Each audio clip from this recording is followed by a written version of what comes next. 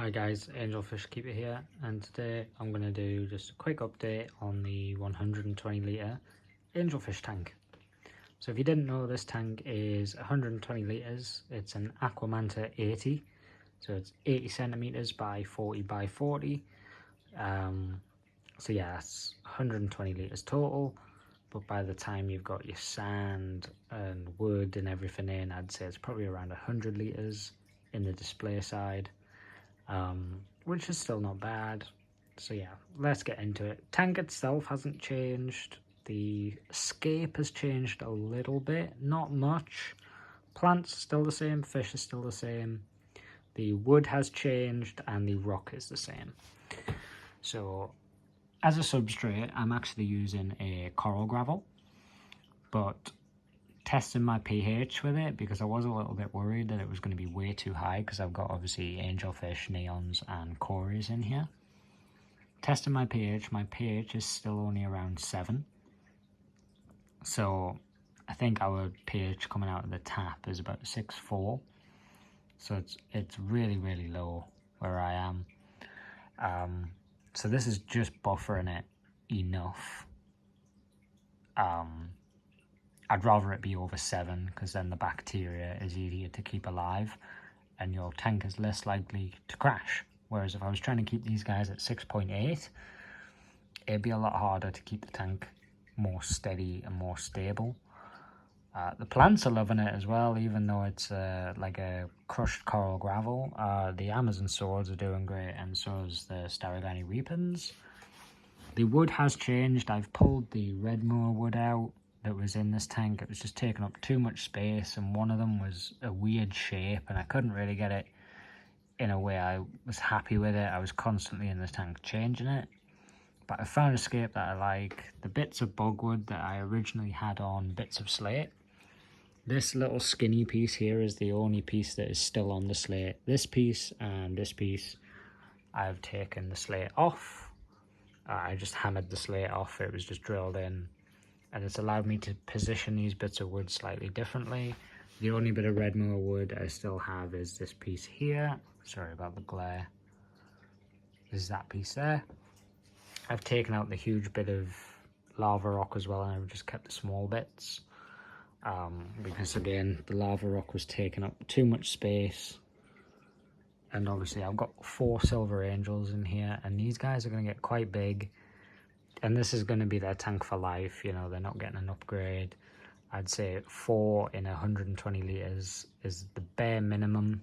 I probably wouldn't even recommend it, to be quite honest with you, because these guys do get big, and especially when they start breeding, they get very aggressive with each other. So a bigger tank, the better, because at least then the other angels in the tank have some space to get out of the way. 120 litres for adult angels, you know, it's going to be a bit tricky, especially if they do start spawning, because I believe I've got 2 pairs in here, 2 males, 2 females. So if they do start spawning when they're older, they haven't shown any signs yet, but if they do when they're older, it is going to be a little bit tricky, because I've always kept and bred my angels in a community style setting, so you know, with other fish in there, apart from the tank I've got in the bedroom, where I'm going to try and get the parents to rear the fry in that sense. So yeah, so stocking wise, we've got the 4 silver angels. We still have about 30-35 neon tetras. I think I'm happy with this number of neons, but I do want to add a slightly larger species of tetra, maybe like bleeding hearts or something, just to give a little bit more contrast. I was thinking rummy nose, but they're a little bit too busy for this tank, whereas the neon's pretty chill, the angels are very chill, and the cories, there's 6 of them in there. I've got a nice pregnant female, I've noticed, so I'm going to keep an eye out for eggs, but she's getting huge. Here she comes. Still got the 6 panda cories in there. I might add a few more, but I'm happy with the numbers of fish at the moment. So I'm not going to add any more angelfish. 4 is the max. I wouldn't even try and add another pair in here. So 4 angels, because this tank will hold 4 fully grown angels, not a problem. I'm willing to do the water changes as well to keep the pollutants down. But I do want to add a bigger species of tetra. I'm just not sure what. So if you have any ideas, please leave them in the comments below. Plant-wise, loads of Staragini repens now. These are a mixture of the Tropica 1-2 grow pots and the Tropica bunched plants. So these are the 1-2 grow pots. It's a beautiful plant, and these bigger ones that I've got, these ones are the ones that come in the Tropica pots with the weights in, not the 1-2 grow. These are more 1-2 grows. Then we've got some loose Java fern, which I've loosely tied to that bit of lava rock at the back. That's grown nicely. I want to get like either some more Java fern to sort of bush this area out, or get like another lot of Amazon swords for this corner, just to help bush that side out. And then obviously 2 nice big Amazon swords in this side. They've started to get a bit of algae on the leaves, but I can just scrape that off. This tank doesn't get too much light. It gets about 8 hours of light a day, so it's not getting too much light. The lights are pretty bright though. These are Spectras or Hypergero Aquanites A029s. They were originally for the marine tank, but when testing them, I realised that with the blues dialed to their lowest setting and the whites cranked all the way up, it creates a beautiful effect on a tropical aquarium. So I've kept them for that, and luckily the new tank has the Red Sea LED 50, so that's not a problem there. That tank has plenty light.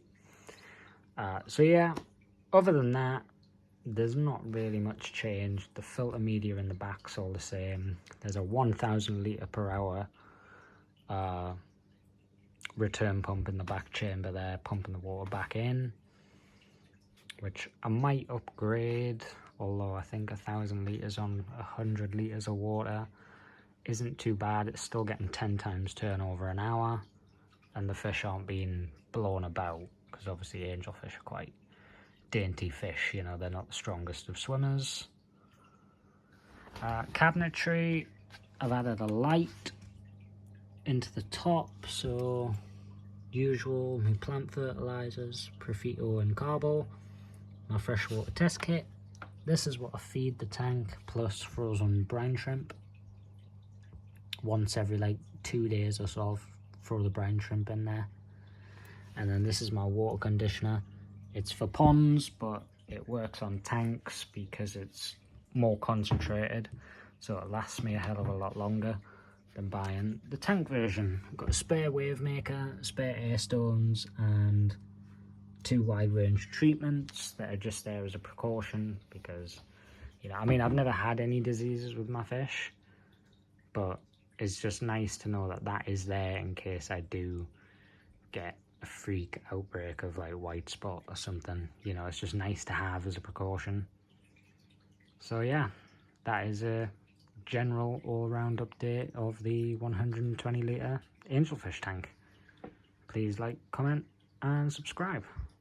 Bye.